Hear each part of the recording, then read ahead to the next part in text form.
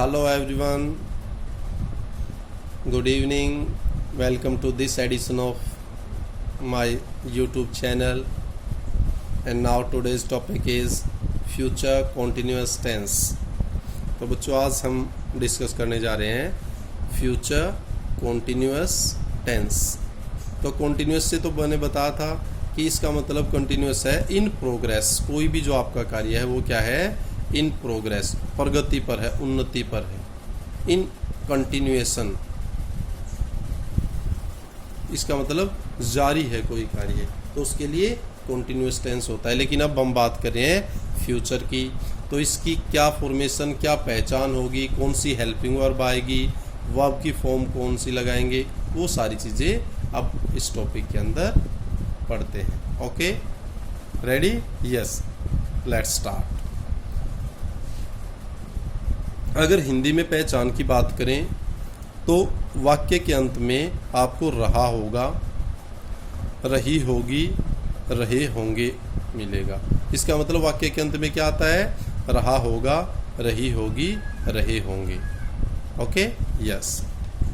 Sentence देखिए, वह cricket खेल रहा होगा, रहा हो गया आ गया। बच्चे स्कूल जा रहे होंगे, रहे होंगे आ गया। अब हिंदी की जब हमने बात कर ली, अब इंग्लिश की बात करते हैं। हेल्पिंग वर्ब कौन सी आएगी, वर्ब की फॉर्म कौन सी होगी। तो अगर हेल्पिंग वर्ब की बात करें तो हेल्पिंग वर्ब जो है इसके अंदर शैल बी और विल बी। अब इसमें कंफ्यूज या डरने घबराने की जरूरत नहीं है, भाई बड़ी हेल्पिंग वर्ब है, दो होगी, कुछ भी नहीं है। जो फॉर्मूला आपने प्रेजेंट, फ्यूचर, इंडेफिनिट में किया था विल सेल वाला, सेम यहाँ पे अप्लाई होगा। बस वही तो चीज़ देखनी है। सेल किसके साथ आएगा, आई और वी के साथ सेल। आई और वी को छोड़कर जो भी आपका सब्जेक्ट है, यू, ही, दे, सब के साथ विल। हो गया ना आसान? गुड।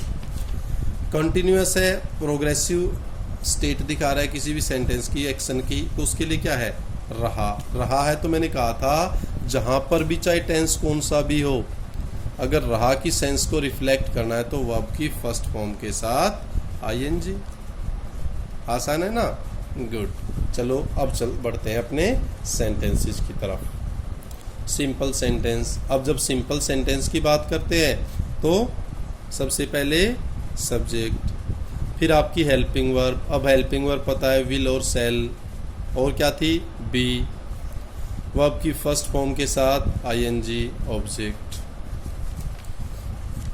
और यहाँ वो भी कंडीशन पूरी है, विल और सेल के बाद कौन सी फॉर्म लगाई थी मैंने, फर्स्ट फॉर्म, और बी कौन सी फॉर्म है, वो भी फर्स्ट है। इसका मतलब ये कंडीशन भी क्वालिफाई होगी। रहा रहे के लिए वर्ब की फर्स्ट फॉर्म के साथ आईएनजी। डाउट नहीं है ना? गुड। जैसे ही विल बी प्लेइंग क्रिकेट, वह क्रिकेट खेल रहा होगा।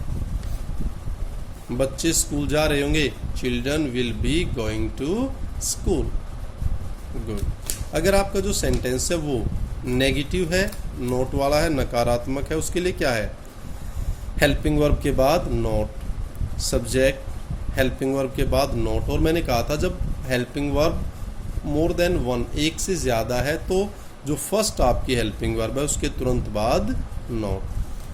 सेल और विल के तुरंत बाद नोट, फिर बी वर्ब की फर्स्ट फॉर्म के साथ आईएनजी, और फिर ऑब्जेक्ट। सेंटेंस की अगर बात करें, he will not be playing cricket, वह क्रिकेट नहीं खेल रहा होगा। फिर नेक्स्ट सेंटेंस है जो है इंटेरोगेटिव, क्या वाले, क्वेश्चन मार्क वाले। अब उसकी पहचान क्या है, हेल्पिंग वर्ब फर्स्ट में आनी चाहिए। तो बस हेल्पिंग वर्ब सबसे पहले विल और सेल। मैंने कहा था एक से ज़्यादा हेल्पिंग वर्ब है तो जो फर्स्ट हेल्पिंग वर्ब है वो पहले आ जाएगी, फिर सब्जेक्ट, फिर बी, और फिर वर्ब की फर्स्ट फॉर्म के साथ आईएनजी, और फिर ऑब्जेक्ट। अब इसी में करें तो बस जो भी सेंटेंस आपने, मान लो ये ऊपर वाला ही था, पहले आ जाएगा will he B playing cricket, क्या वो क्रिकेट खेल रहा होगा। अगर ये बन जाता है इंटेरोगेटिव और नेगेटिव दो सेंटेंसेस का कॉम्बिनेशन, बस वो भी आसान है, आता है आपको। देखें तो उसके लिए क्या करेंगे, सबसे पहले हेल्पिंग वर्ब लेंगे, विल और सेल, फिर सब्जेक्ट आ जाएगा, नेगेटिव भी बनाना है तो नॉट, फिर बी वर्ब की फर्स्ट फॉर्म के साथ आईएनजी ऑब्जेक्ट। अब इसमें क्या होगा, will he not be playing cricket, क्या वह क्रिकेट नहीं खेल रहा होगा। लेकिन यहाँ बी को मिस नहीं करना है, बी को मिस हो गया तो आपका सेंटेंस गलत। इसका मतलब सेल विल यहाँ लगा दिया तो बी को भी ध्यान रखना है, नोट के बाद बी भी आना है। Clear? Good, that's the spirit. Same message, keep on enjoying, keep on learning, stay safe, stay at home and enjoy this lockdown period at your homes while learning, while gaining more and more knowledge. Thank you, thanks a lot.